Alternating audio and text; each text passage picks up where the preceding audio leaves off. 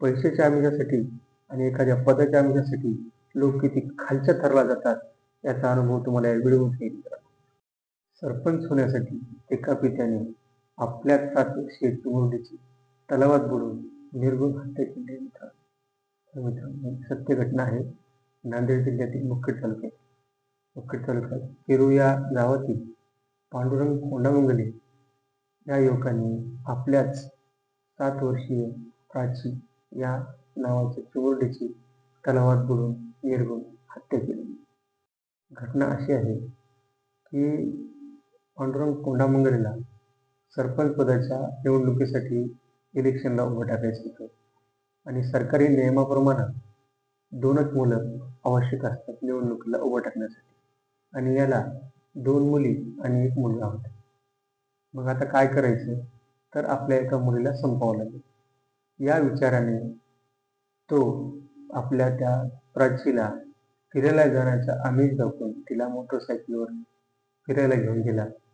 तेलंगणाजवळील पोदनच्या तलावाजवळ तिथे गेला आणि त्या मुलीला तलावात बुडवून त्याची निर्घृण हत्या केली.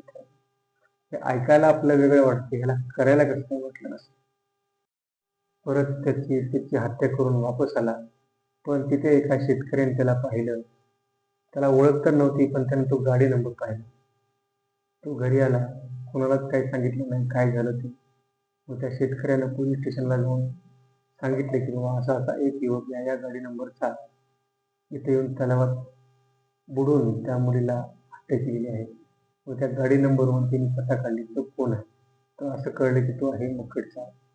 त्याचं नाव आहे पांडुरंग कोंडामंगले.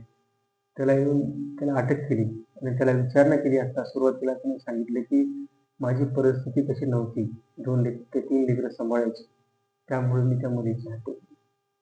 अरे परिस्थिती नव्हती तर एखाद्या गरीबाला दान करायचं.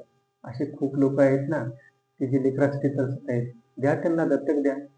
कोणतरी पोचलं असतं ना. दिसायला एवढी सुंदर चिमुरडी होती ती पाहता तिला तापटपुरी मारला असं वाटत नाही. तर या युवकाने या पित्याने त्याची कशी हत्या केली.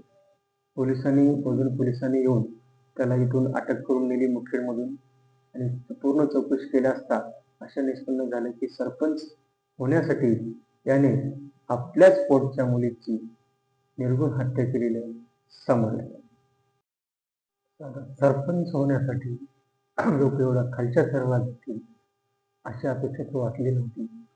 खरंच कुठं चालले जग आपलं विचार करण्याची गरज आहे मित्रांनो.